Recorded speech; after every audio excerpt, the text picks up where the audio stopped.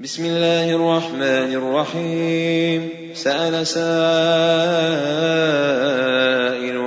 بعذاب واقع للكافرين ليس له دافع من الله ذي المعارج.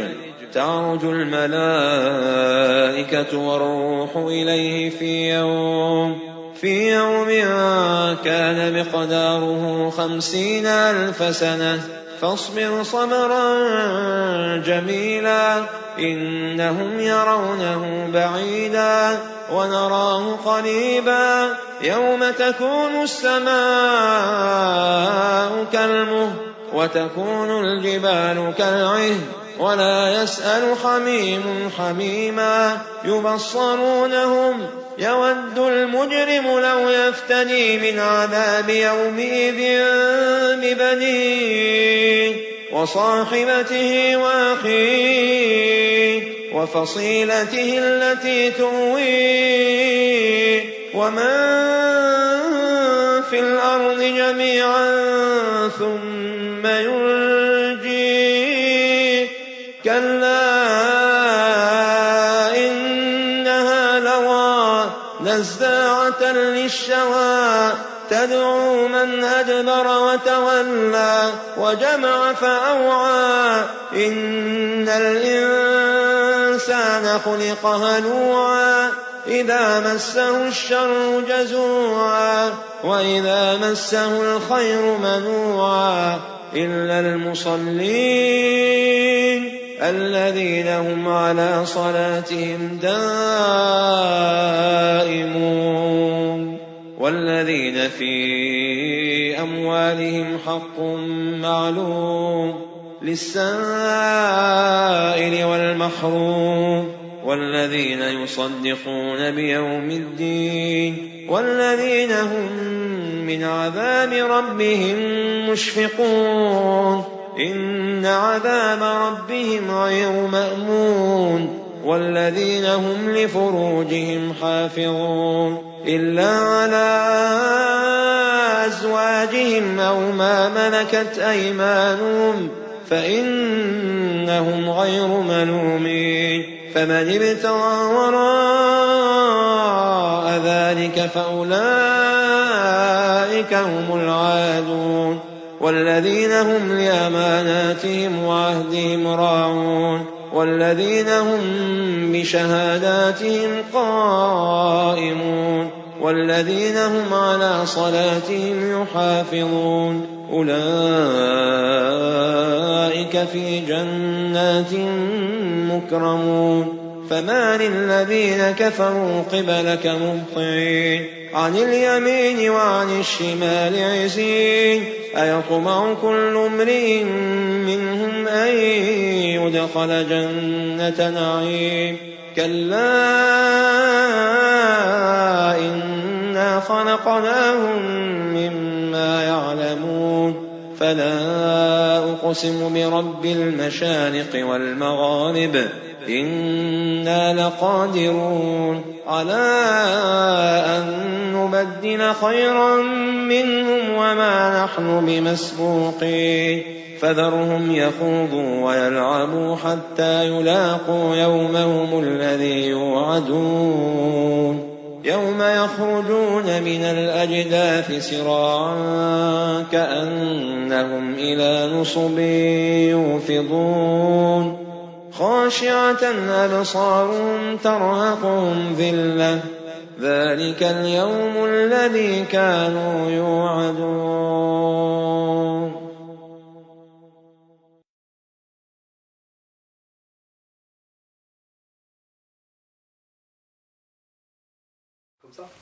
Ouais, c'est bon. On va commencer. وللحديث بقية.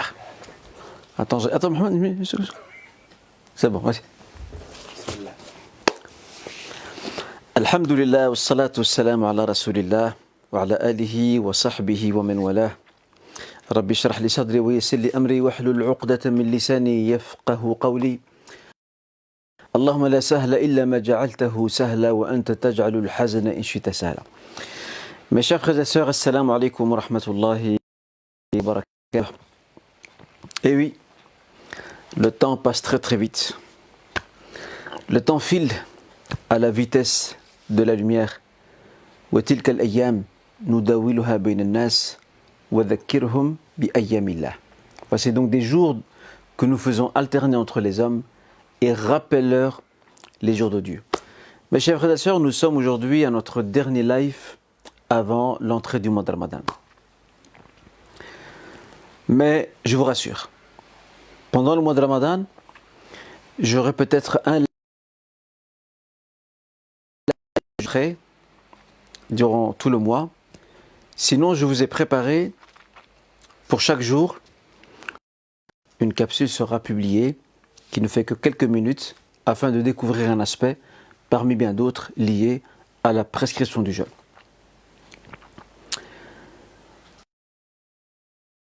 Je ne vous oublierai pas dans mes invocations et je vous demande d'en faire de même, Inch'Allah Ta'ala.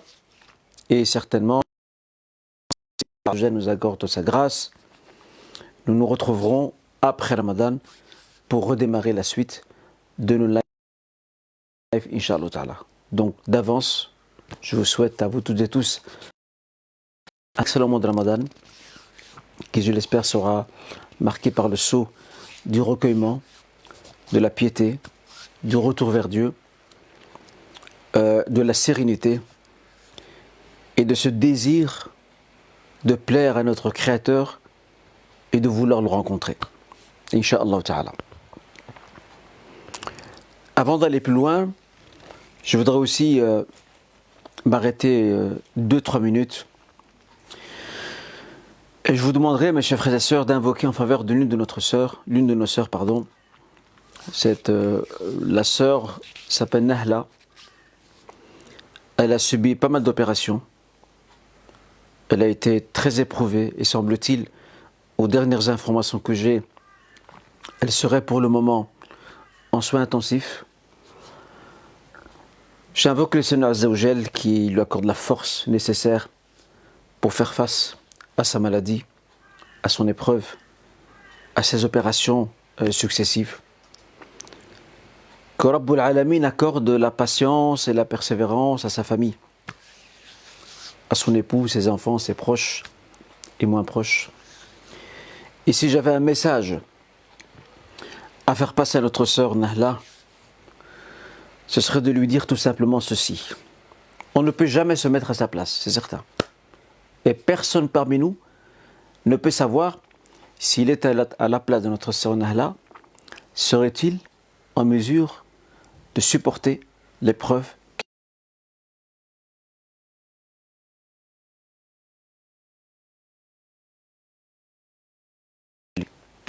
Néanmoins, rappel comme disait le Seigneur, car le rappel profite aux croyants. J'espère que ce rappel sera, Inch'Allah, Ya Rab, utile pour nous et aussi pour notre sœur. Inna 'idham al-jaza' ma'a 'idham al-bala'. La grande rétribution, la grande récompense accompagne souvent la grande épreuve. Quand vous voyez qu'il y a des gens à qui Allah Azza wa Jal accorde cette faveur, on doit la considérer comme une faveur, même si c'est très difficile à voir et à vivre. Et il ne faut pas le souhaiter en tous les cas, parce que personne ne sait parmi nous s'il serait capable de supporter ou non cette situation.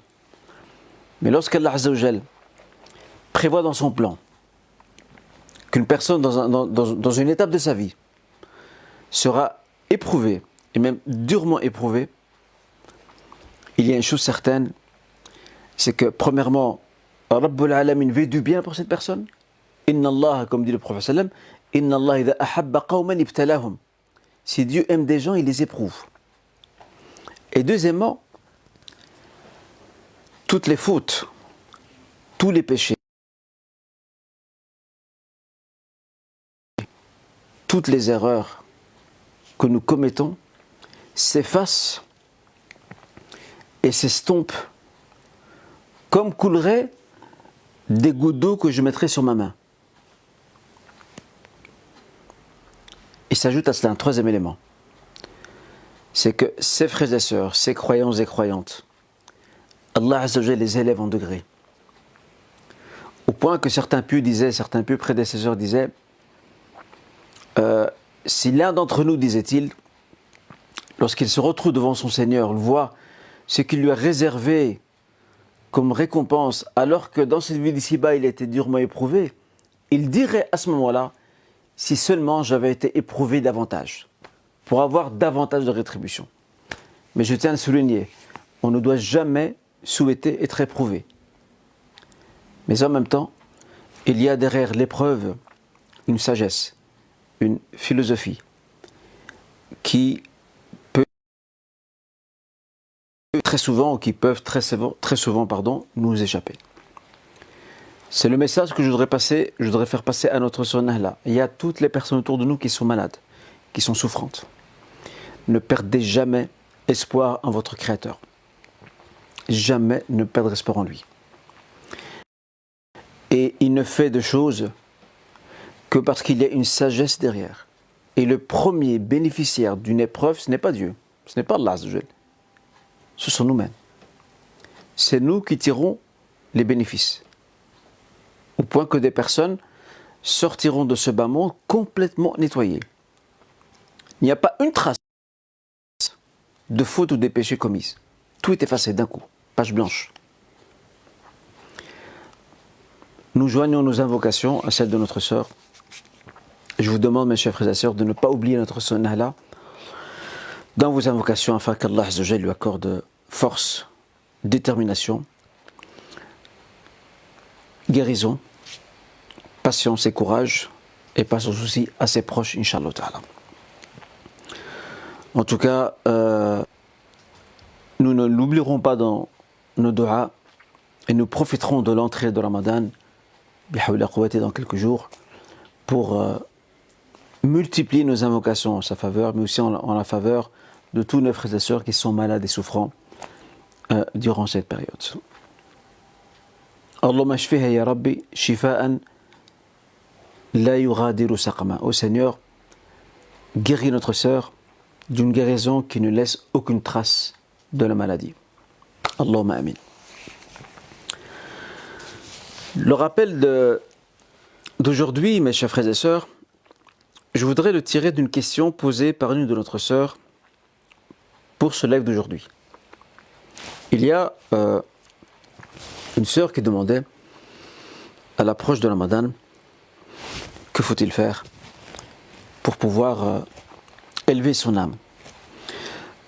J'ai envie de répondre à notre sœur, de donner la même réponse que le prophète sallam a donnée à ce compagnon Mu'adh ibn Jabal. Et j'aime la question de notre sœur, je l'apprécie énormément cette question. Pourquoi ? Parce que notre sœur, Jazallah khairan, notre sœur a pointé le curseur là où il fallait. Avant Ramadan et pendant le mois de Ramadan, il y a beaucoup de questions, et c'est bien quelque part, c'est même très bien, il y a beaucoup de questions qui sont plutôt pratico-pratiques. Est-ce que je peux aller chez le dentiste ? Est-ce que une prise de sang affecte-t-elle le jeûne ? Une femme enceinte peut-elle jeûner ? Vous voyez, des questions très pratico-pratiques. Ce qui est bien, il en faut.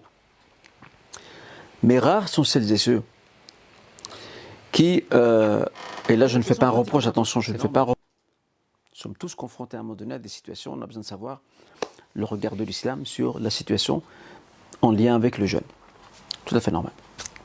Et là je dirais à notre sœur, je lui produirai la même réponse, exactement la même, dite et prononcée et formulée par le prophète sallam lorsque ce jeune compagnon, Mu'adh ibn Jabal, pose la question suivante. Ya Rasulallah, rapporté par Tirmidhi, et ce hadith vous le retrouvez dans les 40 hadiths de Nawawi. Ya Rasulallah sallallahu alayhi wa sallam,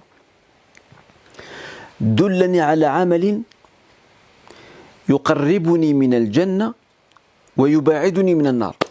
Ô messager de Dieu, informe-moi et indique-moi une action qui me rapprochera du paradis et m'éloignera de l'enfer.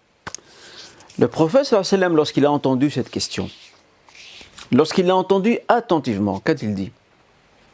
Et c'est là que vient la réponse que je voudrais aussi formuler à notre sœur qui a posé cette question. Quant à l'élévation de l'âme pendant Ramadan. Le prophète sallam lui dit لقد سألت عن عظيم وإنه ليسير على من يسر الله عليه. Tu as posé une question grandiose, elle est immense ta question. Ça c'est le projet d'une vie. C'est la destinée finale, c'est la grande question sur la destinée finale de l'homme, avec un grand H, paradis ou enfer. Ta question elle est grandiose, elle est lourde. Mais وإنه ليسير على من يسر الله عليه. Mais l'affaire se facilite, elle devient simple pour celui à qui Allah Azza wa Jal rend les choses faciles. Voici la réponse que je voudrais donner, première réponse que je voudrais donner à notre sœur. Et il est certain que la question de notre sœur, parlant de l'élévation de l'âme, et nous savons très bien que dans le Saint-Coran, Allah Azza wa Jal cite souvent l'âme, al-nafs, dans ce cas-ci, il cite souvent l'ego et l'âme, et il nous précise à quel point cet ego et cette âme sont soit le facteur de salut de l'homme et de la femme dans notre vie, ou le facteur de détresse, de déchéance, d'échec et de malheur dans notre vie aussi. قد أفلح من زكاها dans la sourate le soleil et Shams. قد أفلح من زكاها وقد خاب من دساها. Aura réussi. قد أفلح. Celui qui l'aura purifié, qui aura purifié son ego, qui l'aura élevé, pour reprendre la formule de notre sœur. وقد خاب من دساها. Et sera du nombre des perdants, celui qui l'a délaissé, négligé, qui a laissé les mauvaises herbes pousser dans son cœur. Il s'est laissé adopter des mauvaises habitudes. Il s'est laissé envelopper par l'insouciance. Il s'est éloigné de Dieu. Il s'est inventé de fausses excuses pour justifier sa négligence, son abandon de certaines choses que Dieu lui demande, etc., etc. Tout un projet. Ce verset, قد أفلح من زكاها وقد خاب من دساها, aura réussi, sera du nombre de gagnants celui qui l'aura purifié, éduqué, et sera du nombre de perdants celui qui l'aura négligé, délaissé. Ce court verset, il résume tout le message du Saint-Coran, qui est un appel à la réforme de soi, à l'élévation spirituelle, à l'éducation de sa propre personne, à ce que chacun parmi nous fasse chaque jour des petits efforts, même des petits efforts. Le plus important, ce n'est pas de faire des grandes choses, pour tout abandonner le lendemain. Le plus important, c'est de faire des petits pas, mais des pas fermes, sur lesquels je ne reviens pas. Et chaque fois, je rajoute un nouvel élément, et je m'y maintiens, et j'avance. Et c'est un hadith que j'ai déjà cité à maintes reprises, précédemment. Aïcha demande au prophète, Ya Rasulallah, ô messager d'Allah, Ayyul A'mal, faites attention mes chers frères et sœurs. Regardez la précision de la formulation de Aïcha, radiyallahu anhu arda. Ayyul A'mal ahabbu ila Allah. Quelle est l'œuvre la plus aimée, la plus aimée? La plus aimée. Quelle est cette œuvre qui procure l'amour du Créateur envers sa créature et envers son serviteur? Ayyul A'mal ahabbu ila Allah. Quelle est donc cette œuvre la plus aimée auprès de Dieu? Le prophète de répondre ça, tout simplement, comme il a l'habitude de le faire. Adwamuha wa in qallat. C'est celle qui est continue, l'œuvre qui est continue, fût-elle minime. Ce que nous avons besoin aujourd'hui, c'est de faire bouger les lignes dans notre pratique du quotidien, dans nos rapports sociaux, dans nos habitudes, dans notre façon de voir la vie. Nous devons faire bouger les lignes absolument. Et chaque Ramadan qui vient, et que nous sommes encore vivants, alhamdulillah, chaque Ramadan qui vient, c'est une opportunité inespérée, inouïe, de faire bouger les lignes. Et pour faire bouger les lignes, il faut avoir premièrement la sincérité, l'ikhlas, parce que sans sincérité, on ne va pas très loin. On fait beaucoup attention à ce que disent ou font les gens, mais en réalité, tout ce qu'on fait, c'est pour eux. Et le jour où eux se détourneront de nous, nous abandonnerons ce que nous faisions. Or, si c'est fait pour Dieu, ça dure. Ensuite, après la sincérité, nous avons la détermination. La détermination. Je suis déterminé. Puis vient après, donc je ne suis pas hésitant. Je ne sais pas, peut-être oui, peut-être non. Demain, après-demain. Non, non. Ensuite, la volonté.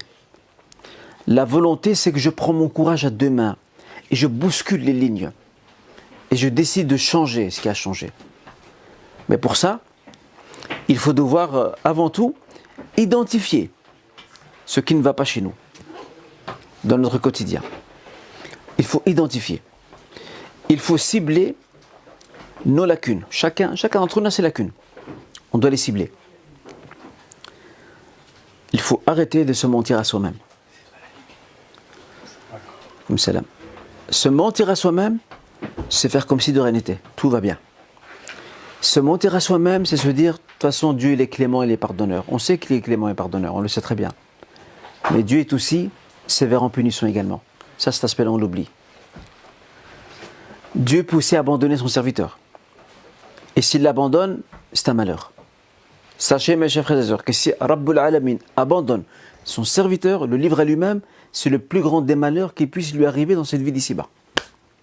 Le plus grand des malheurs. Alors je ne vous dis même pas ce qui se passe dans notre vie. Mais ici-bas, c'est l'un des plus grands malheurs. Que Dieu nous en préserve. Que Rabbul Alamin nous regarde avec compassion.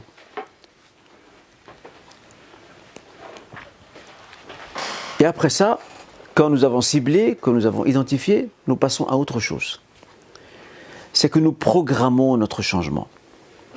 Il faut le programmer. Je prends un exemple. Quelqu'un n'a pas l'habitude, je vais prendre des exemples très simples de la vie de tous les jours. Je ne veux pas aller dans des théories hyper développées. Des choses très simples. Quelqu'un, par exemple, qui n'a pas l'habitude de prier le Fajr à l'heure. Bon, toute l'année, il est négligent. En fait, il l'a pris quand ses yeux s'ouvrent. Et là, il prend une bonne décision. Non, là maintenant, ça c'est fini. Je vais, Inch'Allah Ta'ala, à partir de maintenant, avec l'entrée des mois bénis, je vais faire bouger les lignes. Mes mauvaises habitudes fainéantes disparaissent, je vais balayer tout ça. Je vais décider que je mets tout en œuvre pour pouvoir me maintenir sur ce cap. Et qu'après Ramadan, elle continue. Parce que le défi, c'est pas pendant Ramadan. Le vrai défi, c'est après Ramadan. Parce qu'il y a beaucoup de gens qui font des choses pendant Ramadan. Le problème, c'est que ce qu'ils font pendant Ramadan ne reste pour finir que des promesses en lendemain. Parce qu'une fois Ramadan passé, ils reviennent à leur vie routine. Et je ne dis point qu'une personne avec Ramadan va complètement changer. Non. Elle aura, à la sortie de Ramadan, elle aura encore des défauts. Elle aura encore des manquements. Mais au moins, il y a des lignes qui ont bougé. Cette ligne qui semblait figée, comme si elle était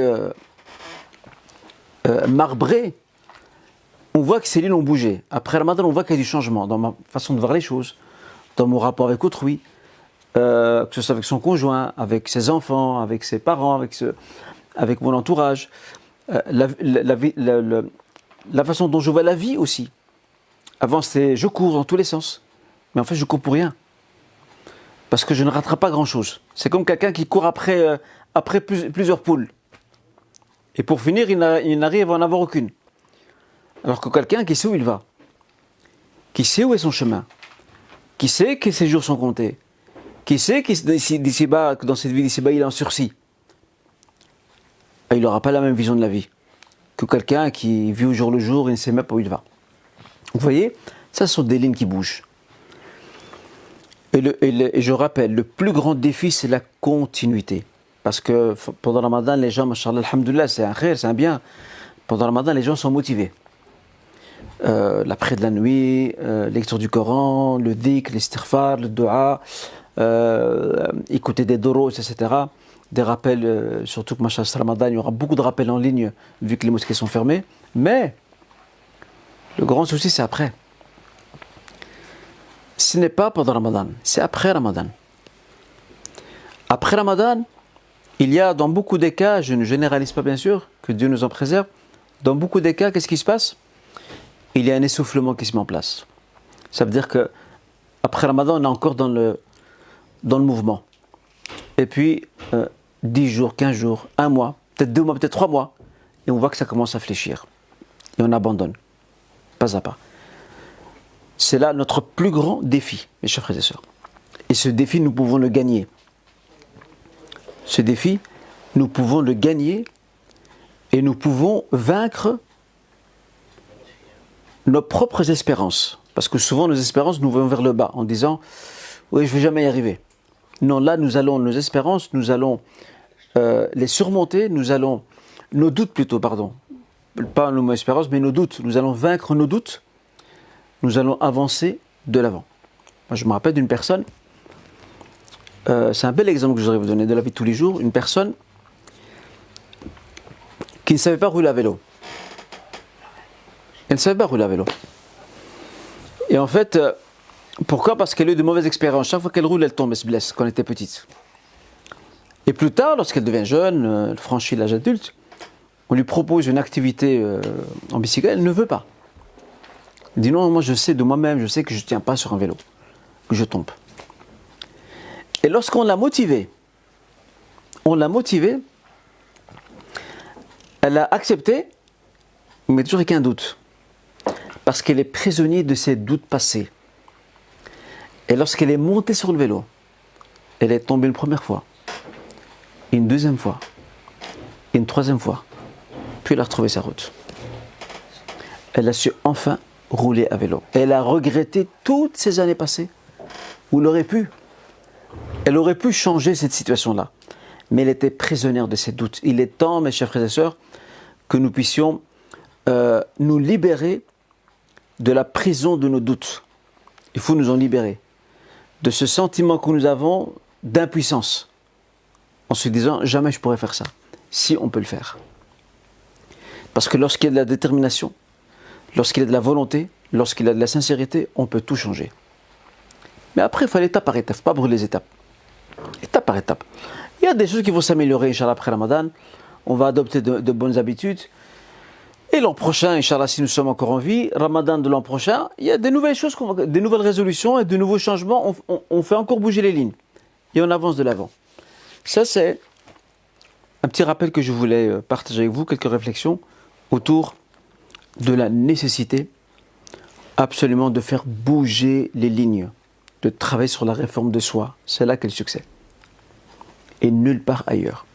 Tout le reste, ce n'est que frivolité, ce n'est que apparence qui malheureusement ne dureront pas très longtemps. Mais ce qui dure, c'est la foi, c'est la piété, c'est l'œuvre vertueuse que l'on produit, que l'on signe de nos mains, c'est tout ce qui dure. Tout le reste disparaît. Voici donc, mes chers frères et sœurs, un petit rappel. Et Inch'Allah, comme je disais, pendant Ramadan, il y aura d'autres rappels que vous allez certainement découvrir sur les réseaux sociaux, sur Facebook, etc. Mais il faut se nourrir et il faut changer, il faut aussi modifier certaines choses.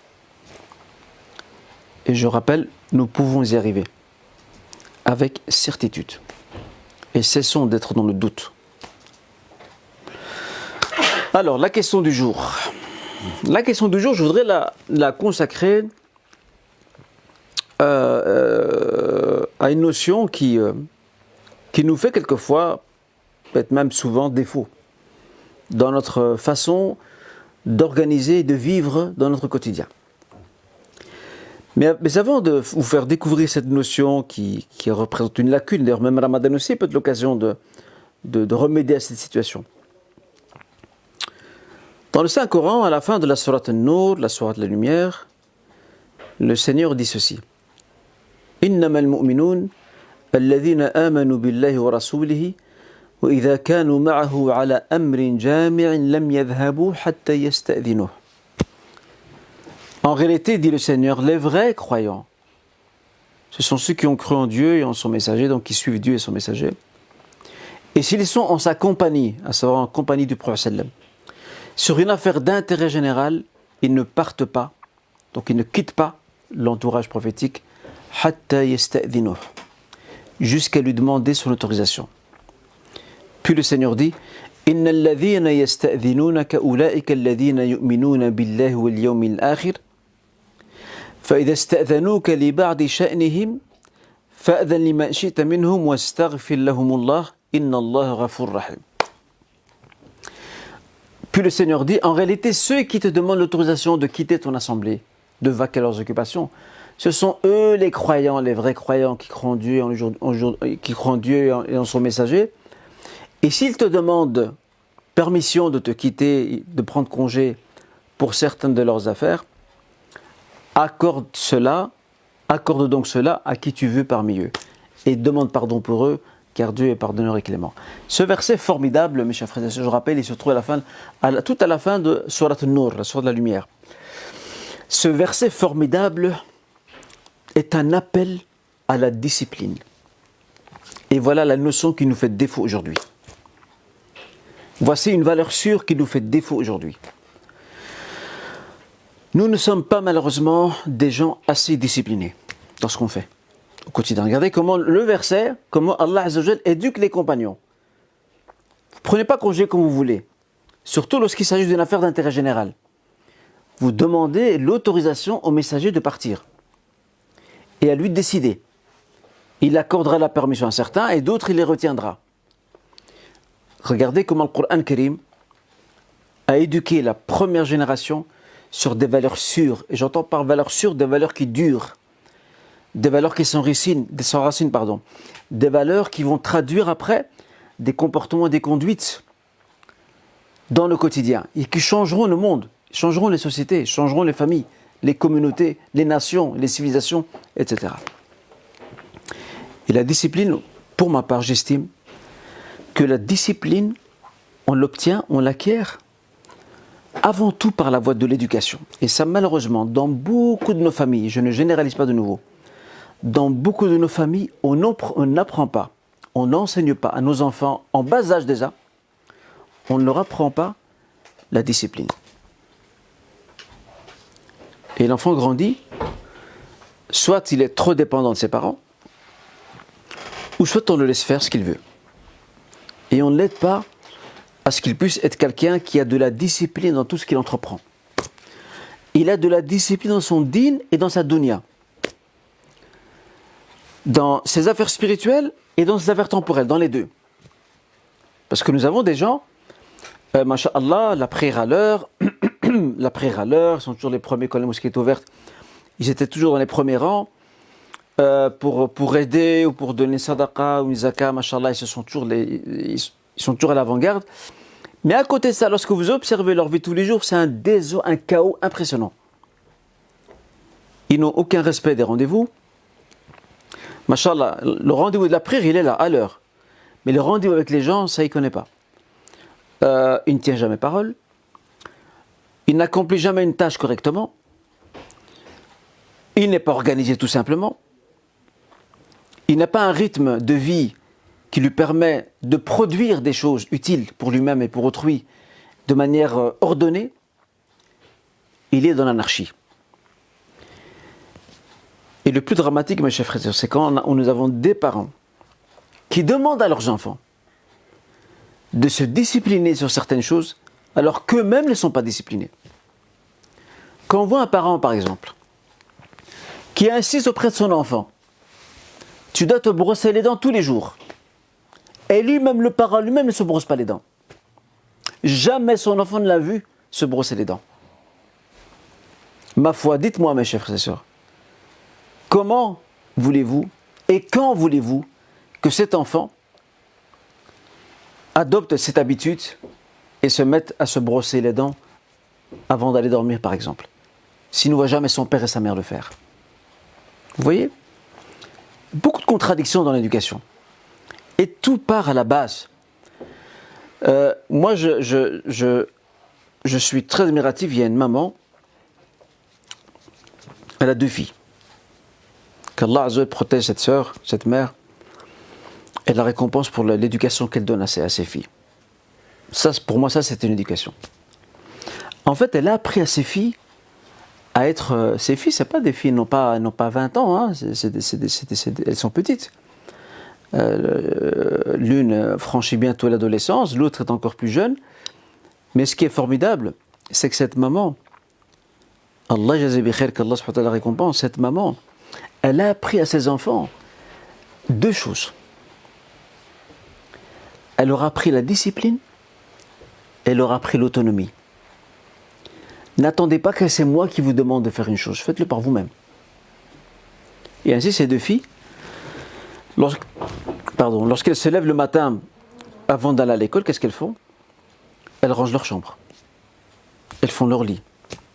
Leur petit bureau, tout est rangé, tout est classé. Leurs affaires sont tout le temps ordonnées. elles sont très disciplinées parce que la maman est derrière. Et la maman elle-même, elle essaie de leur donner l'exemple en montrant comment il faut être. Et en fait, la mère, elle veut éduquer à ses filles et leur dire dès maintenant, apprenez à compter sur vous-même après Allah Azza wa Jal. Parce qu'on ne sait pas ce qu'il y aura plus tard. Comment la vie se déroulera. Apprenez dès maintenant à être débrouillarde, à être ordonnée et organisée. Dès maintenant. Eh bien, ces deux filles-là, je ne m'étonnerai pas demain de les voir elles-mêmes, masha'Allah, ordonnées, éduquées, disciplinées. Et elles en feront de même avec leurs propres enfants. Parce qu'elles vont transmettre ce qu'elles ont appris de leur mère. Et c'est ce qui nous fait défaut aujourd'hui.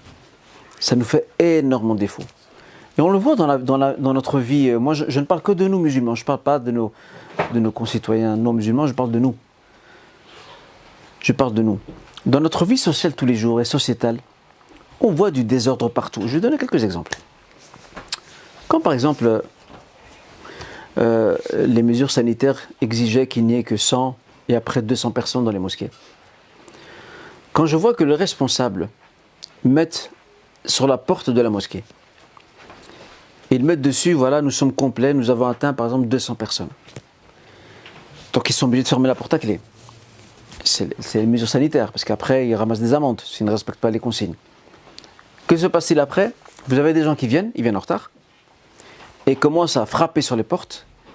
Limite, ils vont presque la casser la porte. Ça prend une discipline. Et nous, on a du mal à accepter les règles. On a beaucoup de mal avec les règles. Nous aimons détourner les règles. Donc là, ce sur quoi j'ai envie d'insister, Inch'Allah Ta'ala, c'est que là aussi pendant Ramadan, tout comme on essaie d'être ordonné par rapport à la prière, le jeûne de Ramadan aussi, c'est une discipline. Parce que tu commences à jeûner à une certaine heure et tu termines à une certaine heure. C'est une discipline. Tu n'arrêtes pas au milieu de la journée, à moins que tu aies une raison valable. Maladie, malaise ou encore voyage, par exemple. La prière aussi, quelqu'un qui respecte les heures de prière.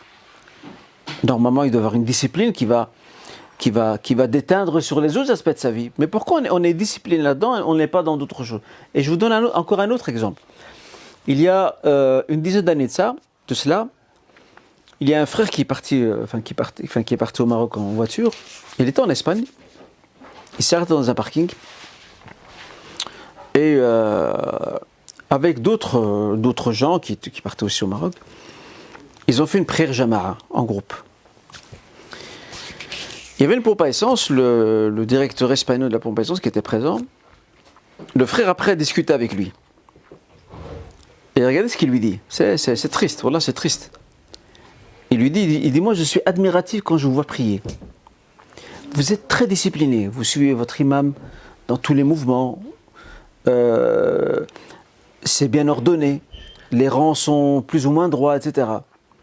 Il dit, mais une chose que je ne comprends pas, dit ce directeur de pompe à essence, une chose que je ne comprends pas. Pourquoi cette rigueur et cette discipline, vous ne l'avez pas en dehors de la prière? Il dit, quand certains d'entre vous entrent dans les toilettes et les sanitaires, attention, je ne dis pas que les musulmans qui font ça, de nouveau, on ne doit pas non plus s'auto-flageller, mais malheureusement, on y participe, il faut être franc. Il dit tout est sale après. Des gens qui sortent, ils jettent tout par terre. Alors qu'il y a une poubelle devant lui, ils jettent par terre. Et ça, on la voit malheureusement, même dans les communes, ici à Bruxelles, les communes à forte population étrangère, maghrébine. Et là, de nouveau, je dis que ce n'est pas que les musulmans ou les maghrébins qui le feraient, mais on en voit quand même pas mal de chez nous qui le font. Ils jettent par terre. Il n'en a que faire. Alors qu'il y a une poubelle devant lui, non, il jette par terre. J'ai pas envie. Et ça, c'est un problème d'éducation que nous avons. Et je voudrais vraiment que dans nos familles, on revienne à ces choses essentielles. Et que dans nos mosquées aussi, dans les discours, on insiste là-dessus. Et même des fois dans les discours, il y a des gens qui, ça rentre là, ça sort de l'autre côté. Je vais prendre un exemple. J'ai donné un sermon il y a un an de ça, le Khalil, et j'avais parlé c'était pendant l'été. Le titre de mon sermon, c'était Adab al-Majalis, les bienséances liées aux assemblées.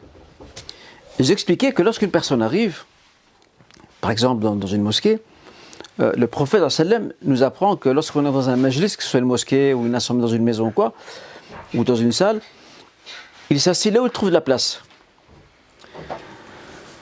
Et qu'il ne faut pas laisser de place vide. Il faut remplir les endroits. Les gens vous écoutent, mais en fait ça rentre là, ça sort de l'autre côté. Pendant que vous parlez, il y a des gens qui enjambent, ils vous écoutent, hein, vous êtes sur le minbar, sur la chaire de la mosquée, en train de parler. Il est en train de vous entendre et il enjambe les gens. Il a rien compris. Il enjambe les gens, tout ça pour essayer de se retrouver plus devant. Ou d'autres qui tiennent les murs, alors qu'ils ne sont ni malades ni rien. Il a envie de rester contre le mur. Il a envie. Après, il y a des places vides devant. Comblez. Non, j'ai pas envie. Je reste là où je suis. Vous voyez comment c'est maladif ça chez nous? Et ça, j'insiste vraiment auprès de nos chers parents, chères mamans, chers papas. Il faut revenir à ça. Il faut éduquer nos enfants sur la discipline, nos élèves sur la discipline, nos fidèles sur la discipline. Mais le premier qui doit avoir la discipline, c'est celui qui l'enseigne. Parce que si on a un parent qui demande à son enfant de discipliner, lui ne l'est pas, si on a un imam ou un acteur religieux qui demande à ses fidèles d'être discipliné, lui-même il ne l'est pas, si nous avons un enseignant qui donne cours ou qui donne un séminaire ou je ne sais quoi d'autre, qui lui-même n'est pas discipliné, le courant ne passe pas. Et on ne peut pas leur reprocher à eux de ne pas être disciplinés. Donc la discipline dans la façon de gérer son temps, la discipline dans nos rapports avec autrui, la discipline dans tout ce qu'on entreprend, bref, c'est de gravir les échelons du civisme. Et je parle ici pas seulement civisme au sens temporel du terme, mais même civisme au sens islamique du terme. C'est que j'apprenne à avoir un savoir-vivre, à m'approprier un savoir-être et un savoir-vivre. Parce que c'est facile d'avoir un savoir-faire, une compétence. Mais si quelqu'un a une compétence, mais il n'a pas de savoir-être et savoir-vivre, sa compétence, elle sera utile, mais son utilité sera limitée. Et ça vaut pour tous les domaines de la vie. Dans les projets, dans le commerce, à la maison, à la mosquée, à l'école, à l'université, dans tous les domaines. Apprenons à nous discipliner, à nous imposer un cadre. Il y a un très beau livre, je termine là-dessus, malheureusement il n'est pas en français, j'espère qu'il sera traduit un jour, du Cheikh Abdelkarim Bakkar. Cet auteur syrien, qui a 70 ans aujourd'hui, 70 ans, il écrit beaucoup d'ouvrages dans le développement personnel, selon une vision islamique bien sûr, dans l'éducation. D'ailleurs, il est l'auteur de l'ouvrage que j'avais recommandé à maintes reprises qui s'intitule Les 10 règles d'or dans l'éducation des enfants. Il a aussi un livre qui a été traduit en français, disponible aussi sur le marché, qui s'intitule La voie du changement, un très beau livre, c'est dans le développement personnel. Il en a un autre qui s'appelle Ufuqun en arabe, Ufuqun akhdar fil injaz. Un horizon vert dans la productivité. C'est un très très beau livre, j'espère qu'un jour il sera traduit en français, un très très beau livre. Et dans ce livre, entre autres, il parle de la notion de discipline. Il dit, si tu veux être productif, si tu veux apporter ta pierre à l'édifice communautaire, sociétal, etc., il faut que tu sois discipliné. Il faut que tu donnes un sens à ta vie. Il faut que tu sois ordonné. Il faut que tu respectes tes engagements dans la mesure du possible, etc. En tout cas, barakallahu fikum, mes chers frères et sœurs, pour votre écoute attentive. Et je rappelle, c'est le dernier live de en tout cas de ce mois, avant l'entrée de Ramadan, Inch'Allah Ta'ala. Et sans plus tarder, je voudrais commencer par répondre à certaines questions. Et je voudrais aussi faire un petit clin d'œil à un frère ou une sœur qui m'avait laissé un petit message sur la page Facebook, qui m'a fait sourire. Et la semaine dernière, on parlait de sourire justement. J'ai trouvé cette boutade plus que pertinente, elle était bien à sa place. Le frère ou la sœur disait il est difficile de sourire, je ne prends pas son propos dans les mots, mais en tout cas dans le sens. Il est difficile de sourire quand on a un masque. Alors là, je suis tout à fait d'accord avec le frère ou la sœur. Et en tout cas, je peux lui garantir que j'en ai souri, quand j'ai bien souri et bien ri aussi quand je l'ai lu. Barakallahu fikum. Alors, il y avait une question que j'avais manquée la semaine dernière sur l'acupuncture. Un frère ou une sœur demandait l'acupuncture, est-ce permis? L'acupuncture, comme vous savez, c'est une médecine chinoise traditionnelle, plus que millénaire. Bien sûr, la médecine chinoise, en tout cas l'acupuncture ici particulièrement, est tout à fait admise. Ça consiste à placer des aiguilles dans des points sensibles du corps pour justement provoquer cette fameuse circulation de l'énergie du corps. Donc on a ce qu'on appelle les méridiens énergétiques, ce sont des emplacements stratégiques dans le corps, et en fait on simule cette énergie, parce que le corps a une énergie intérieure, il en a une, qui lui permet de soigner certaines blessures, de remédier à certaines problématiques, de permettre à certains organes de refonctionner normalement, etc. Donc en résumé, tout à fait, l'acupuncture n'a rien à voir avec ce qu'on a traité il y a quelques semaines lorsqu'on parlait de certaines thérapies qui font appel à des énergies, etc. Ça n'a rien à voir avec ça. Ça c'est faire appel à des énergies extérieures, on parle comment dirais-je, de jours, de dates de naissance, de direction est-ouest qui auraient un impact sur nous-mêmes. Tout ça, islamiquement, n'est pas autorisé et n'a aucun fondement, en tout cas religieux. C'est très païen, d'ailleurs, si pas ésotérique dans certains cas, mais l'acupuncture ne fait pas partie de ça.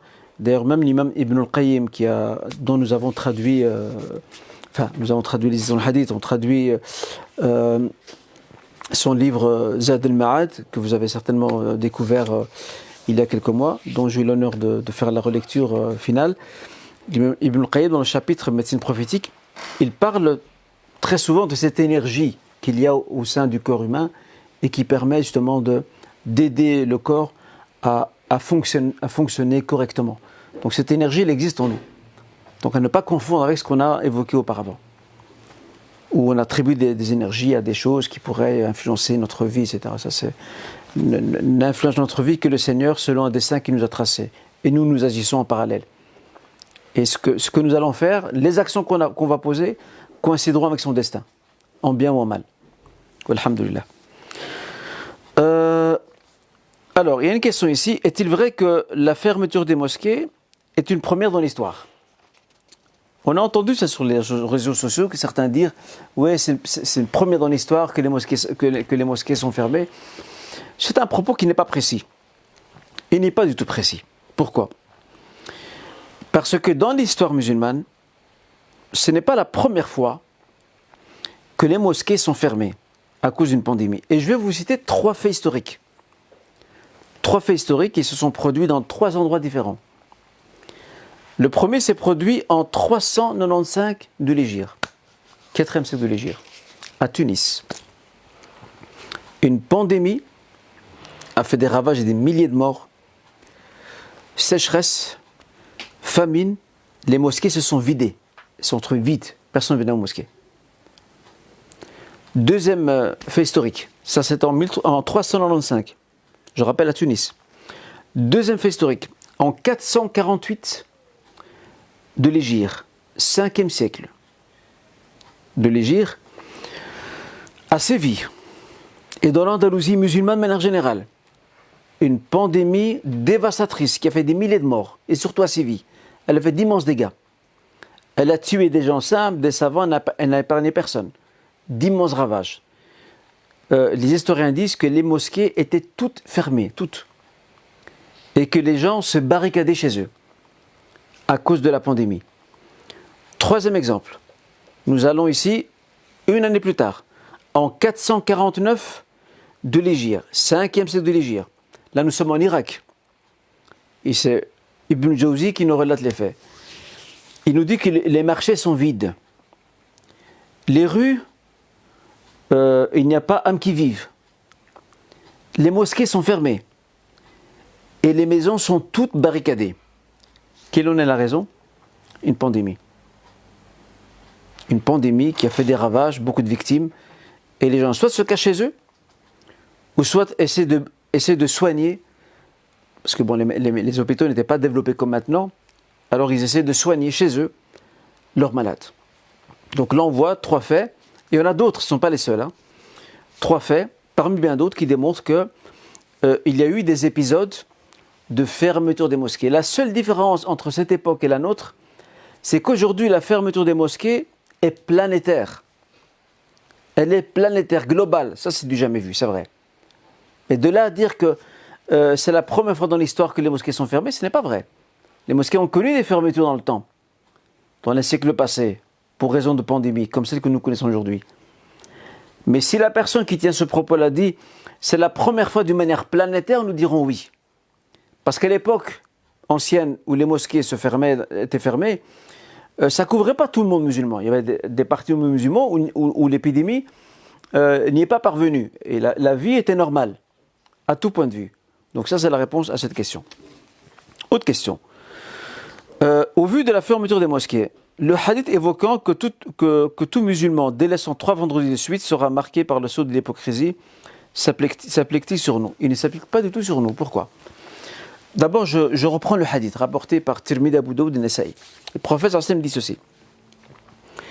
Il dit Man taraka thalatha juma'in tahawunan biha khatama Allah wa taba Allah ala qalbih. Celui qui délaisse 3 vendredis par négligence, Dieu scellera son cœur. Dans un autre hadith rapporté par Ibn Majah, lui aussi authentique, le message me dit ceci. Il dit Man taraka, écoutez bien. Il dit Man taraka thalatha juma'in min ghayri darura. Min ghayri darura. Taba Allah ala qalbih. Celui qui délaisse, dans la version d'Ibn Majah, celui qui délaisse, dit le message sallam, 3 vendredis, sans darura, sans nécessité, ou sans urgence, taba Allah ala qalbih. Dieu imprime son cœur. Certains pourraient dire, donc ça veut dire que ce n'est pas nécessairement 3 vendredis de suite. Ça peut être un vendredi tous les X temps. Non, c'est 3 vendredis de suite. Parce que nous avons encore une autre précision dans une autre version rapportée par La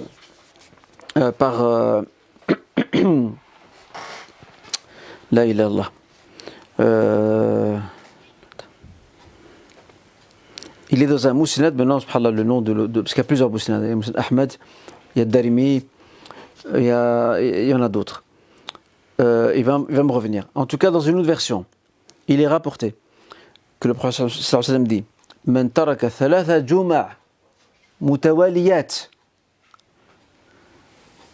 taba Allah ala qalbih. Celui qui délaisse 3 vendredis de suite. C'est pas 3 vendredis éparpillés ou dispersés. 3 de suite. Et toujours avec la même explication. Min ghayri darura, sans justificatif, sans raison. Taba Allah ala qalbih. Dieu imprime son cœur, c'est son cœur. Son cœur devient sombre. Son cœur ne ressent plus la piété. Et ni la perversité, ni l'un ni l'autre. Son cœur est mort. Et il peut être mort par l'hypocrisie, et il peut être mort par autre chose. D'accord? Ces hadiths, mes chers frères et sœurs, ne s'appliquent pas sur nous. Parce que nous n'avons pas choisi de délaisser le Jumu'ah. L'abandon de Jumu'ah nous a été imposé par les circonstances qui sont les nôtres et par les mesures sanitaires qui ont été appliquées. Donc là, la yukallifu Allahu nafsan illa wus'aha. Dieu ne peut charger une âme que ce dont elle est capable de faire. Quand des choses dépassent notre entendement, nous ne sommes plus responsables. لأن الواجب يكون مع القدرة. Le devoir s'accompagne de la capacité à l'accomplir. Si je ne suis pas capable de l'accomplir parce que voilà, les portes sont fermées, je ne peux pas le faire, je ne suis pas responsable. Donc là, ce propos consistant à dire que 3 vendredis de suite pendant cette pandémie signifie que notre cœur est marqué, non. Ça, ce n'est pas du tout. Ces hadiths ne s'adressent pas du tout à nous dans le contexte dans lequel nous sommes aujourd'hui. Soyons clairs là-dessus. Je prends une 3e question, puis nous marquons, Inch'Allah, un petit temps de pause.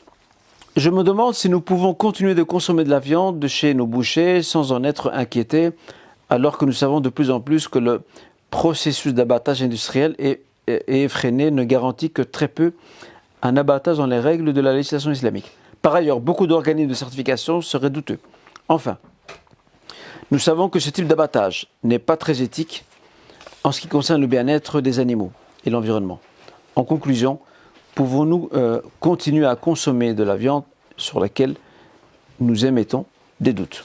En tout cas, le frère ou la sœur qui pose la question pose une question pertinente. Effectivement, nous sommes dans une très grande problématique, mais en même temps, les clients assument une très grande part de responsabilité. Nous, qui sommes clients, consommateurs, nous assumons une très grande part de la responsabilité. Pourquoi ? Parce que beaucoup d'entre nous ne sommes pas regardants sur l'origine des viandes qui sont exposées dans nos boucheries. Beaucoup d'entre nous regardent juste l'enseigne. Il a marqué boucherie islamique, boucherie halal, boucherie Abdullah et Mohammed, c'est bon. Et on a aussi une très mauvaise logique qui est de dire, selon notre expression marocaine célèbre, ala raqabtu.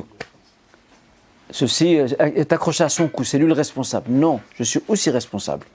Et si la base que nous sommes, communautaires, en tant que consommateurs et clients, si nous mettons la pression sur nos commerçants, et ici, nos bouchers particulièrement, ils seront obligés, ils seront dans l'obligation de s'adapter à nos exigences et à nos attentes. Pourquoi ? Parce que le client est roi. Mais quand il voit que personne ne parle, personne ne demande, personne n'insiste, il n'y a pas de collectif constitué, nous n'avons pas un peu comme Testachat par exemple, une sorte d'association de défenseurs des consommateurs. Nous n'en avons pas. Eh bien, la vie continue. Alors, les bouchers qui sont consciencieux, je ne dis pas qu'il y en a plus, il y en a encore, alhamdoulilah. Ceux qui sont consciencieux quant à l'origine de leur viande, quant au bien-être animal, il faut nécessaire. Ceux qui ne le sont pas, ils n'en ont que faire si ce n'est gagner de l'argent. Et ceux qui ne s'intéressent qu'au côté abattage, rituel, à la maltraitance de la bête, c'est son dernier souci. Attention, islamiquement parlant, nous devons réunir les deux. Ça ne veut pas dire que s'il y a eu, entre guillemets, maltraitance, ce qu'on ne doit pas souhaiter, que la bête a été sacrifiée, que la bête n'est pas licite. La bête, elle est licite, certes, mais on ne doit pas s'arrêter à l'acte rituel du sacrifice de la bête, de l'immolation. Il faut voir tout ce qu'il y a avant. Et moi, j'encourage mes chers frères et sœurs à être beaucoup plus regardants sur cette question-là. Les organismes de certification, notre frère a tout à fait raison. Moi, je me rappelle, il y a des années de ça, j'ai rencontré une personne qui n'a pas eu honte de me le dire, hein, en toute franchise. J'étais dans un congrès international qui s'était déroulé ici à Bruxelles sur le halal. Et j'avais été, je n'étais pas intervenant, j'étais juste parmi le grand public pour écouter et découvrir. Et il y avait ce frère qui était là, et lui il a une association de certification halal, il en a une. Et à la pause, j'ai commencé un peu à discuter avec lui, voir un peu comment il travaille. J'étais plus que choqué de ses propos. Il dit, de toute façon, nous, on va une fois par an, on voit comment ça se passe, et puis on leur donne un certificat sur demande. Donc ça veut dire qu'il n'y a aucun contrôle en amont, et ni en aval. C'est une visite par an, c'est purement pécuniaire, et il a l'air de dormir tranquille, hein. Croyez-moi, quand je discute avec lui, j'essaie un peu de le titiller certains points. Il a l'air de dormir sur ses deux oreilles. Il n'a aucun problème. Et ça, c'est une moncée, c'est une catastrophe. Donc ici, visons la qualité. Et je ne vous cache pas, mes chers frères et sœurs, beaucoup de gens, je comprends ceux qui ont un petit budget. Je les comprends. Ceux qui ont de faibles revenus, on ne peut pas leur en vouloir. Mais les gens qui peuvent éventuellement se permettre, alhamdoulilah, aujourd'hui, il y a un projet qui a été mis en place. Je ne suis pas en train de faire sa publicité, j'évoque que des faits. Vous avez par exemple la boucherie Healthy and Beldi, par exemple, qui se trouve à avenue Oubad Esrouper, à Jet, enfin, entre la Kenjet, je pense. Cette boucherie, les frères, à l'origine de ce projet, ils visaient deux choses. L'éthique et la prescription religieuse, les deux. Faire attention à l'environnement, à la qualité, donc viande bio, un élevage sain, où il n'y a pas de maltraitance des animaux, et en même temps faire attention à la manière dont la bête est sacrifiée,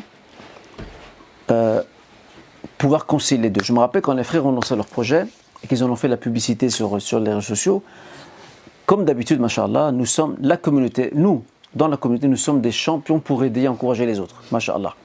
Là, je pense que Harvard Oxford devrait nous remettre des diplômes pour ça. On doit même recevoir un lauréat. Il y a certains frères insolents sur les réseaux sociaux et ils leur en tirent à bout pourtant. Oui, vous êtes en train de faire du business sur le dos de la communauté et j'ai envie de dire à ces frères, mais Vous êtes tout le temps en train de chicaner. Quand il n'y a rien, vous vous plaignez, et quand il y a quelque chose, vous vous plaignez aussi. Et puis, le Seigneur n'a-t-il pas dit Dieu a permis le commerce et interdit l'usure? Ça, c'est du commerce, c'est leur droit. Vous voulez quoi? Qu'ils ouvrent une boutique et la viande, ils l'offrent gratuitement à tout le monde? C'est normal. Et si toi, tu ne peux pas l'acheter parce que la viande est un peu plus chère, parce que c'est de la qualité, ça ne te permet pas de critiquer ce qu'ils font. Va ailleurs. Va chercher ailleurs ce qui convient à ton budget. Il n'y a aucun problème. Mais j'insiste là-dessus, mes chers frères et sœurs, c'est d'être un peu plus regardant là-dessus. Et deuxièmement, on doit constituer une force de pression sur nos bouchers. Parce que tant qu'on ne dit rien, et là, de nouveau, je ne généralise pas tous les bouchers. Certains demain vont contacter, ouais, tu nous accuses d'être des malfaiteurs. C'est pas ce que je dis. Mais il y a une réalité. Il y a des bouchers dans la communauté qui ne sont pas regardants. Ils ne sont pas regardants, à tout point de vue. Vous imaginez que, je termine là-dessus pour cette question, avant la pause, vous imaginez, mes chers frères et sœurs, qu'une année, je suis parti dans un abattoir, à l'extérieur de Bruxelles.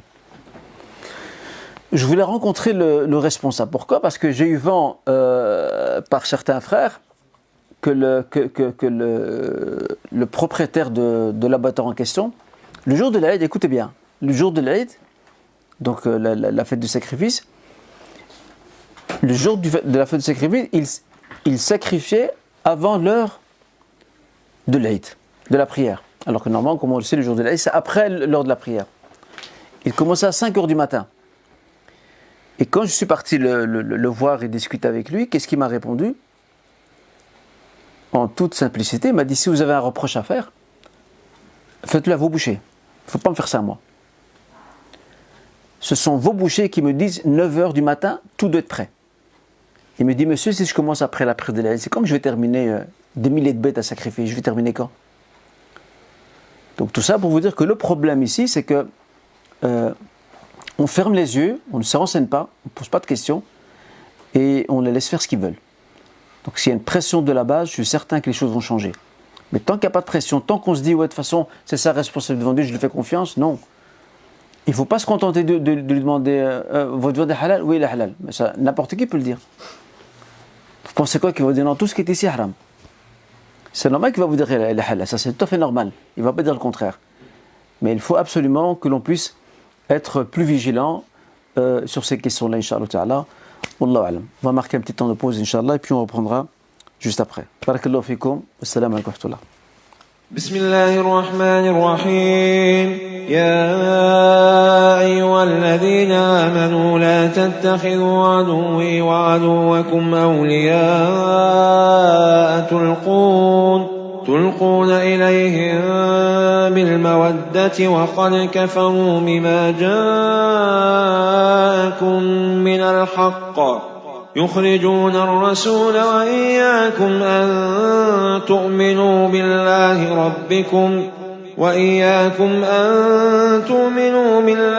ربكم إن كنتم خرجتم جهادا في سبيلي وابتغاء مرضاتي تسرون إليهم بالمودة وأنا أعلم بما أخفيتم وما أعلنتم ومن يفعله منكم فقد ضل سواء السبيل إن يثقفوكم يكونوا لكم أعداء ويبسطوا إليكم أيديهم وألسنتهم بالسوء وودوا لو تكفرون لن تنفعكم أرحامكم ولا أولادكم يوم القيامة يفصل بينكم والله بما تعملون بصير قد كانت لكم أسوة حسنة في إبراهيم والذين معه إذ قالوا لقومهم إنا براء منكم ومما تعبدون من دون الله كفرنا بكم وبدا بيننا وبينكم العداوة والبغضاء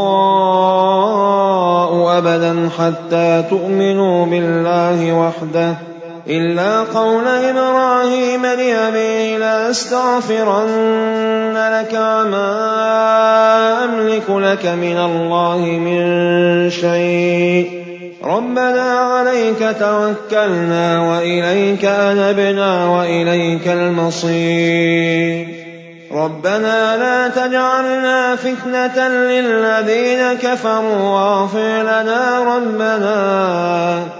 ربنا إنك أنت العزيز الحكيم لقد كان لكم فيهم أسوة حسنة لمن كان يرجو الله واليوم الآخر ومن يتول فإن الله هو الغني الحميد عسى الله أن يجعل بينكم وبين الذين عاديتم منهم مودة والله قدير والله غفور رحيم لا ينهاكم الله عن الذين لم يقاتلوكم في الدين ولم يخرجوكم من دياركم أن تبروهم وتقسطوا إليهم إن الله يحب المقسطين إنما ينهاكم الله عن الذين قاتلوكم في الدين وأخرجوكم من دياركم وظاهروا على إخراجكم أن تولوهم ومن يتولهم فأولئك هم الظالمون يا أيها الذين آمنوا إذا جاءكم المؤمنات مهاجرات فامتحنوهن الله أعلم بإيمانهن فإن علمتموهن مؤمنات فلا ترجعوهن إلى الكفار لا هن حل لهم ولا هم يحلون لهم وآتوهم ما أنفقوا ولا جناح عليكم أن تنكحوهن إذا آتيتموهن أجورهن ولا تمسكوا بعصم الكوافر واسألوا ما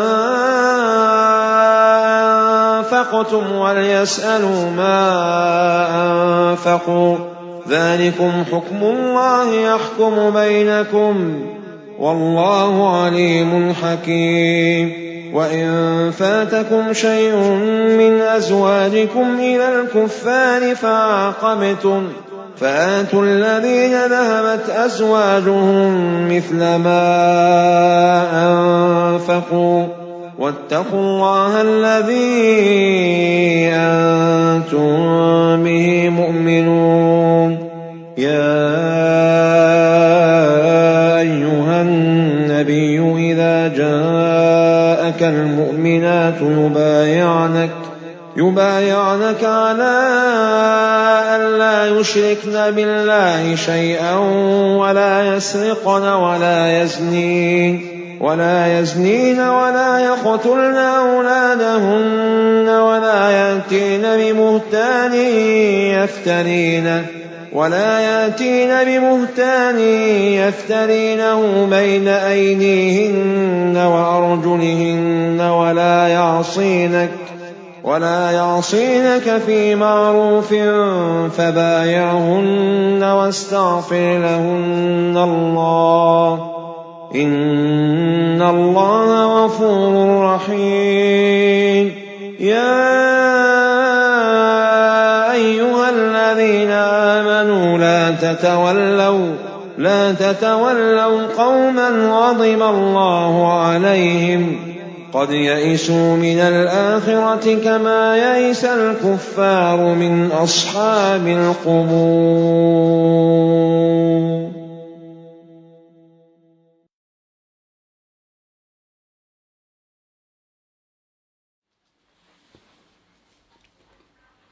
Alhamdulillah, wassalatu wassalam ala rasulillah, wa ala alihi wa sahbihi wa man walah. Mes chers frères et sœurs, je vous souhaite la bienvenue. Je me suis souvenu entre-temps de ce fameux mousnad où se trouve cette version du hadith qui précise qu'il s'agit de 3 vendredis consécutifs. C'est mousnad, c'est peut-être un mousnad d'un livre de hadith qui ne vous parle pas. C'est mousnad at-Tayalisi, voilà le nom. Il m'avait à un moment donné échappé. La question suivante. Je voudrais savoir si en tant que commerçant, je dois sortir la zakat sur la marchandise, en l'occurrence des vêtements. Doit-on la sortir sur le prix d'achat ou sur le prix de vente? Barakallahu fik. Bien sûr, à partir du moment où la marchandise c'est des vêtements, que c'est un produit commercial, on fait un business pour les ventes, ben, le frère, bien entendu, devra calculer sa zakat au bout d'une année. Et il devra tenir compte du prix de vente et pas le prix à l'achat. Donc pour sortir sa zakat, il doit tenir compte du prix de vente pour calculer sa zakat. Voilà la réponse à la question de notre frère. Est-il permis de prier dans l'obscurité? Oui, si la personne, ça l'aide à être plus concentré, c'est tout à fait possible. Nous avons dans un hadith rapporté par Malik Muslim et d'autres, le récit de Aïcha radhiyallahu anha, qui la nuit, une nuit, dans son appartement, elle ne trouvait plus le prophète sallam, et elle le cherchait de sa main. Et elle est tombée sur ses pieds.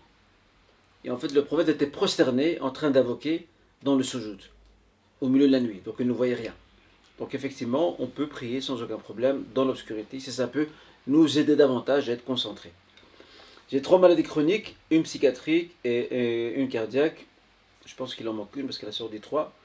Que dois-je faire pour compenser le fait qu'il m'est difficile de jeûner? Je dirais à notre sœur avant tout qu'Allah Azzawajal lui accorde force et guérison et qu'il l'assiste dans son épreuve, qu'il l'assiste dans son épreuve.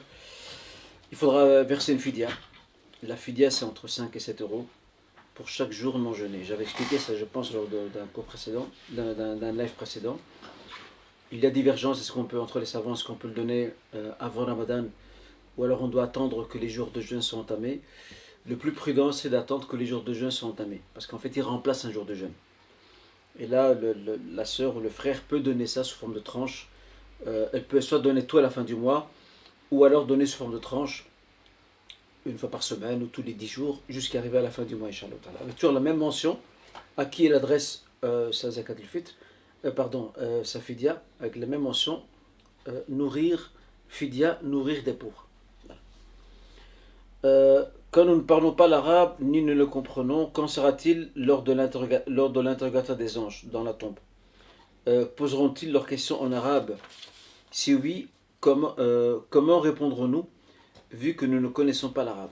Alors, il y a une chose certaine, c'est qu'il y aura le questionnement dans la tombe de ces 2 anges, Munkar et Nakir. Pour ce qui est de la langue, nous n'avons aucune information à ce sujet. La seule chose sur laquelle nous pouvons être sûrs, c'est qu'Allah Azzawajal prévoira avec certitude le moyen de communication entre le fidèle mort, défunt, et l'ange. Parce qu'il n'y a pas que nous. Il y a aussi des peuples musulmans qui ne parlent pas l'arabe. En Afrique, en Asie et ailleurs, dont la langue arabe n'est pas leur langue. Donc la question se pose ici par rapport à eux. Allah Azzawajal prévoira certainement la langue adéquate pour qu'ils puissent communiquer, pour que ces 2 anges et le défunt puissent communiquer entre eux. Mais nous n'avons pas de précision à ce niveau-là. Ce qui est certain, c'est que ces questions seront posées et elles seront comprises par ce défunt et il y répondra à sa manière, selon la vie qu'il a eue et les actes qu'il a posés. La lecture du Coran, Al-Qur'an Karim, est meilleure la nuit ou après le Fajr? Ici, il n'y a pas de règle. Tout dépend du moment où l'on se sent plus concentré, plus recueilli, plus méditatif par rapport au Coran. Il y a certains, c'est après le Fajr, d'autres c'est la nuit. Il n'y a pas de règle par rapport à ça. D'ailleurs, c'était la même question qui avait été posée à Ibn Taymiyyah, on l'avait demandé. Qu'est-ce qui est préférable la nuit? Est-il préférable de prier ou de lire le Coran? Et là, Ibn Taymiyyah répond que tout dépend de ce qui est plus bénéfique pour le cœur du serviteur. Ça dépend d'une personne à une autre. Il y a des personnes pendant la nuit, elles préfèrent lire le Coran. Et d'autres, elles préfèrent prier. Donc là, ici, il n'y a pas de règle. C'est ce qui met le plus à l'aise la personne et lui permet d'être plus nourrie, plus concentrée, plus présente et profiter davantage à travers la méditation et la contemplation des versets qu'elle lit. Chacun connaît le moment adéquat pour ça. Il n'y a pas de règle. Que disent les sources scripturaires islamiques au sujet de l'incorruptibilité des corps? La seule chose que nous savons rapporter par Tirmidhi et d'autres, c'est que le prophète nous apprend Inna Allah qad harram ala al-ard an ta'kula ajsad anbiya'iha. Dieu interdit à la terre de consommer ou de décomposer les corps des prophètes. Donc tous les prophètes, leur corps reste intact. D'accord? Et ça, c'est un privilège que Dieu leur a accordé au vu du rang très élevé qu'occupent ces hommes, ces élus auprès du Seigneur. Il est vrai que dans certaines circonstances, on trouve des corps intacts de gens, des fois même des corps qui ont duré longtemps. Je ne parle pas des corps qui ont été momifiés. Là-dessus, il y a certainement une sagesse, mais que nous ne connaissons pas. Il y a certainement une hikmah pour laquelle Allah Azza wa Jalla fait en sorte que certains êtres humains, en dehors des prophètes, en dehors des personnes momifiées, que certains êtres humains, lorsqu'on les déterre, on les retrouve encore intacts physiquement, il y a une hikmah, une sagesse qui échappe à l'entendement humain. C'est tout ce qu'on peut dire. Nous n'avons pas de précision à ce niveau-là. Est-il vrai qu'il ne faut pas verser de l'eau chaude dans l'évier? Il n'y a pas de... je termine là la question. Apparemment, on risquerait de faire mal aux djinns et donc ils peuvent à leur tour nous faire du mal. À ce sujet, les sources musulmanes, le Saint-Coran, la tradition prophétique, ne disent rien là-dessus. Nous n'avons pas de précision. Cependant, certains savants anciens, et même contemporains, évoquent par expérience. Ibn Taymiyyah en a longuement parlé dans l'un de ses ouvrages. Par expérience, je dis bien tajriba, par expérience, il était démontré qu'effectivement, de l'eau chaude jetée dans des éviers pouvait nuire aux djinns et il pourrait se venger de celui qui leur a versé cette eau-là. Voilà ce que l'on sait par expérience. Donc le conseil donné, c'est d'éviter de le faire. Wallahu a'lam. Est-il permis à la femme voilée de porter des vêtements et des hijabs colorés? D'abord, il faut savoir une chose, c'est que la charia, la loi musulmane, n'a pas précisé la couleur du vêtement que doit porter la femme, ni le format qu'il doit prendre. Le plus important, c'est que le vêtement est un vêtement pudique, décent, qui couvre bien son corps, qui ne dessine pas les parties de son corps. Voilà ce qui est dit. Sinon, le vêtement est étroitement lié à l'usage, en fonction des régions et des pays et des époques. Les couleurs, il n'y a pas de précision shar'an au niveau des couleurs. Islamiquement, il n'y a pas de précision au niveau des couleurs. Seulement, le vêtement ne peut pas être un signe d'embellissement en lui-même, zina. Parce que c'est le contraire de la finalité du vêtement. Le vêtement, on ne porte pas seulement un vêtement, un hijab pour le plaisir de le porter. C'est un régulateur aussi, dans le champ social, dans le rapport avec les autres et avec les hommes particulièrement. Donc voilà, à ce niveau-là, la sobriété s'impose aussi au niveau des couleurs.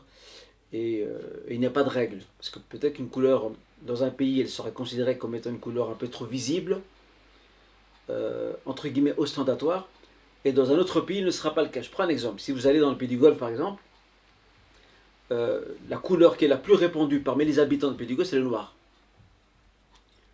Si une personne vit parmi eux avec du blanc, c'est clair que ça fait fausse note. D'accord? Et le contraire aussi. Dans d'autres contrées, vous allez au Pakistan par exemple, ou en Inde, près de nos frères et sœurs là-bas, ils ont des vêtements colorés, mais c'est lié à l'usage.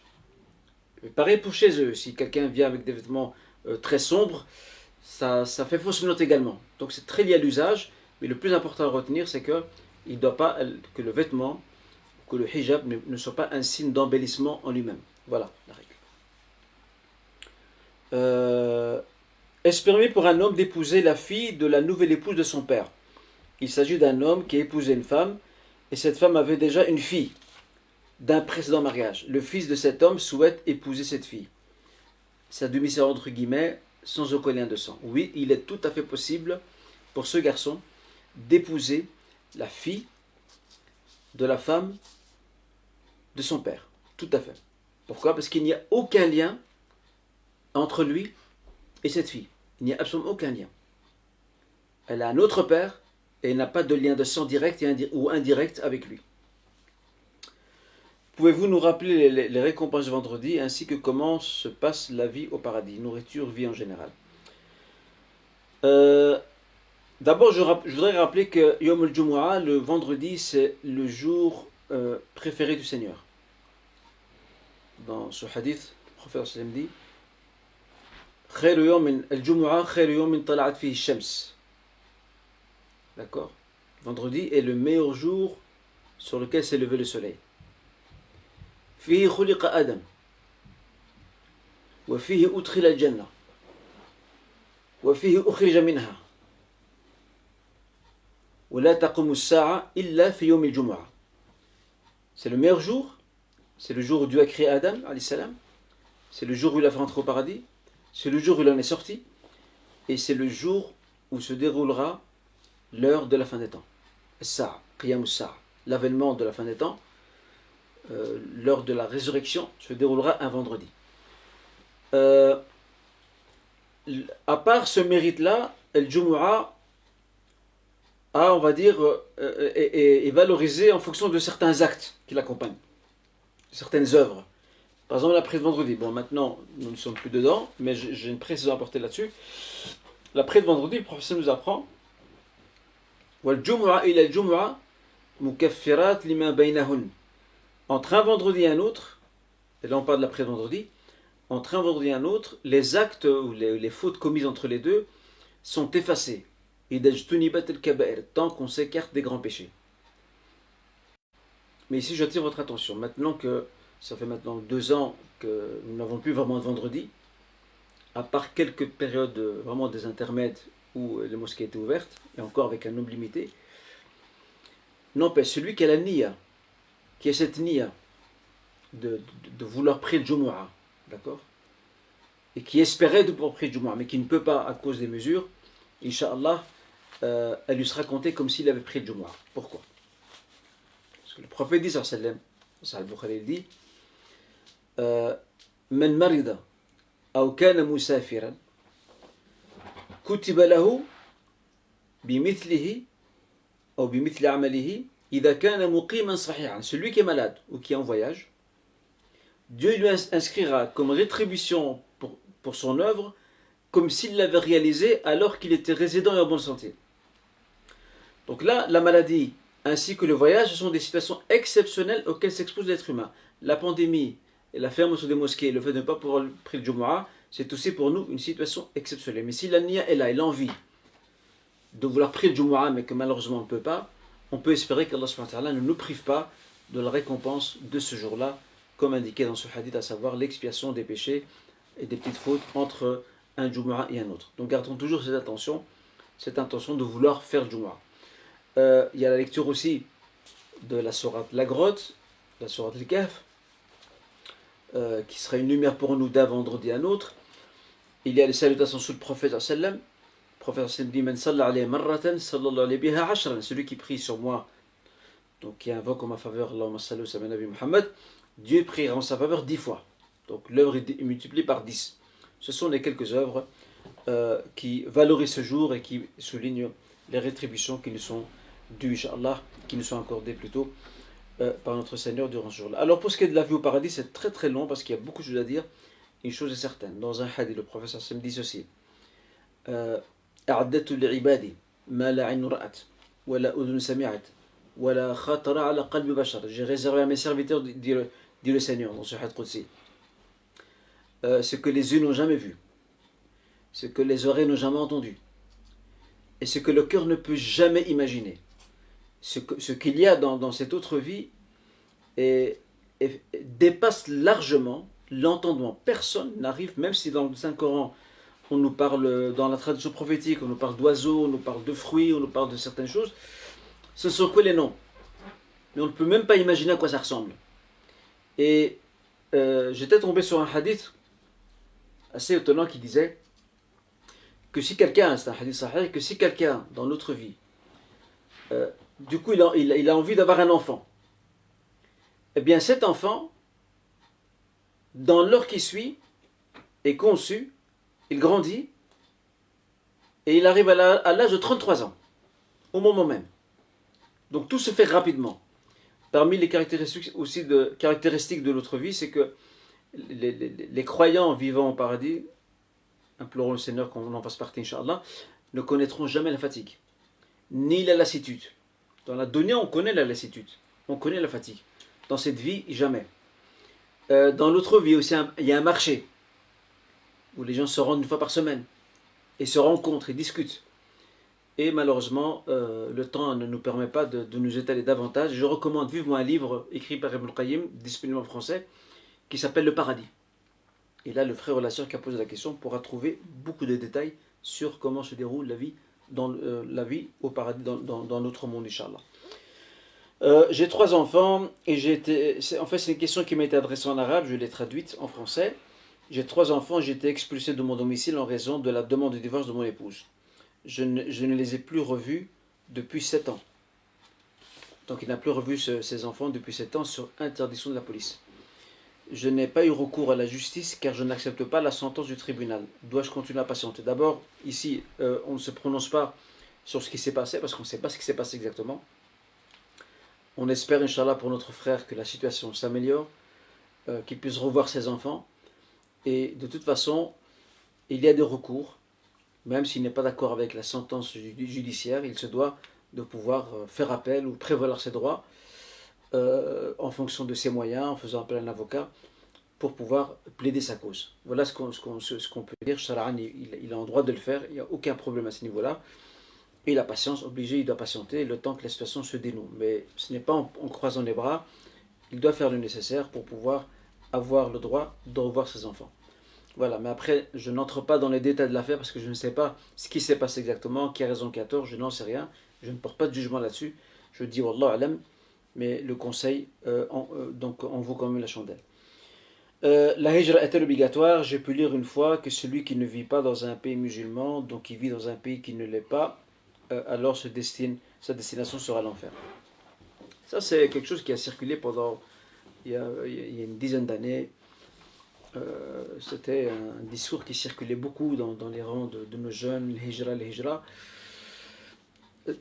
D'abord, je commencerai depuis le début. Je dirais tout simplement que le croyant a le droit de vivre où il veut sur la planète Terre, à la condition que sa liberté de pratiquer son dîn lui soit garantie. Voilà le principe. Le principe, c'est quoi? C'est qu'il y a une ibah, une permission à aller où on veut pour ça. Tant que tu réussis à garder ton dîn, et celui de ta famille et tes enfants. Et j'en veux pour preuve. Ce compagnon qui s'était converti, il s'appelle Fudayk, il s'était converti et il voulait quitter sa tribu, donc sa localité en Arabie, pour venir vivre à Médine auprès du prophète sallallahu. Et les siens, qui sont donc les gens de sa tribu, de sa localité, qui sont païens, c'est des mouchriquins, ils lui ont dit reste avec nous et on te laissera faire pratiquer ton dîn comme tu veux. Il est venu voir le prophète sallam pour lui demander son avis et le prophète sallam lui a demandé, lui a exigé de rester avec eux. De rester avec eux tant qu'on le laisse prier, tant qu'on le laisse pratiquer son dîn et tant que la sécurité lui est garantie, qu'il reste avec eux. Il y a un hadith qui a fait couler beaucoup d'encre et qui a été souvent mal compris. Je désavoue toute personne qui vit parmi les païens. Ce hadith a été très très mal compris parce que le prophète sallam, à travers ce hadith, de l'aveu de nombre de savants anciens contemporains, ce hadith ne parle que des gens qui ne savent plus pratiquer leur dîn et qui ont choisi de rester malgré tout dans cet environnement qui va les corrompre, qui va corrompre leur dîn et corrompre leurs enfants. À partir du moment où ce n'est plus possible, il a l'obligation de faire le hijra, de partir ailleurs pour préserver son dîn.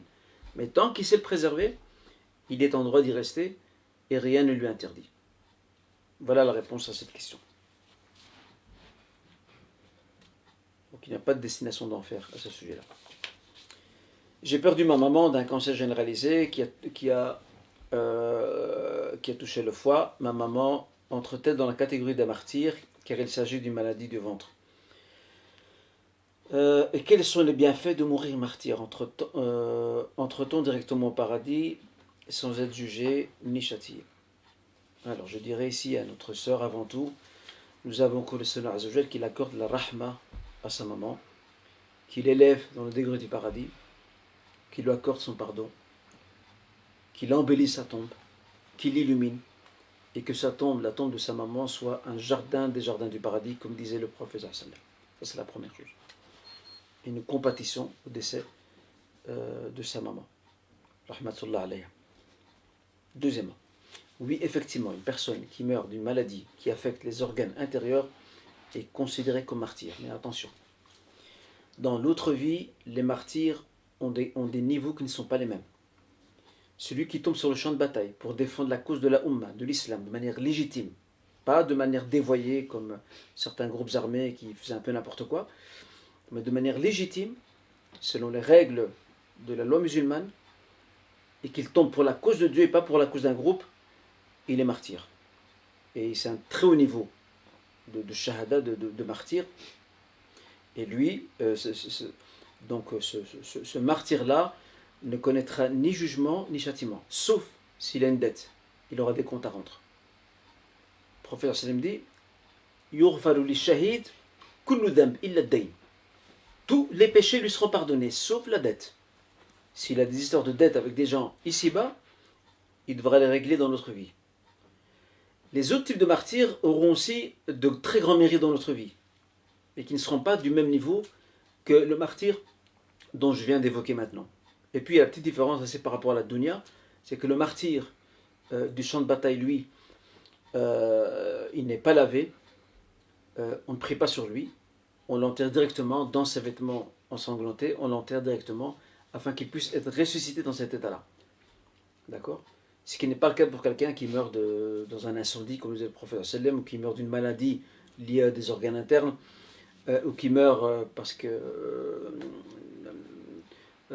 il meurt dans des décombres, d'accord, parce qu'une chose s'est effondrée sur lui, on appelle hadm, la destruction. Ces personnes-là, on se doit de les laver et de prier sur eux, et bien sûr après de les enterrer, ça c'est logique. Donc voilà, dans notre vie, ce ne sont pas les mêmes degrés, mais c'est certain qu'ils ont un très haut niveau, ces personnes-là. Donc je peux dire à notre sœur que, Inch'Allah, sa maman sera dans un bon niveau, bidnillah, Inch'Allah Azzawajal. Les morts reçoivent-ils nos invocations? Savent-ils qu'on invoque pour eux? Il y a eu un très grand débat, c'est la dernière question, il y a un très grand débat entre les savants quant à savoir si les morts entendent ou non. Je ne vais pas étaler le débat parce qu'il y a chacun ses arguments. Ce qui apparaît, Inch'Allah, juste, c'est que les morts peuvent entendre. En certains moments et en d'autres non. Alors quel est le moment où ils entendent? Pardon.